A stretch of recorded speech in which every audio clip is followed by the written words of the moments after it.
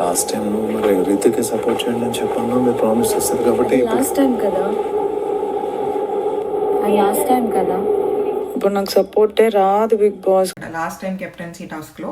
So అప్పుడు భరణి గారు నేను నీకు సపోర్ట్ చేస్తాను, నువ్వు నాకు సపోర్ట్ చేస్తావా అని అడిగితే తనూజ లేదు నాన్న నువ్వు రితుకి సపోర్ట్ చేయి అని చెప్పేసి అని అన్నది. అంటే లాస్ట్ టైం రితుకి సపోర్ట్ చేద్దామన్నా భరణి గారికి ఆ ఛాన్స్ రాలేదు. సో అంటే సపోర్ట్ చేయనట్టే.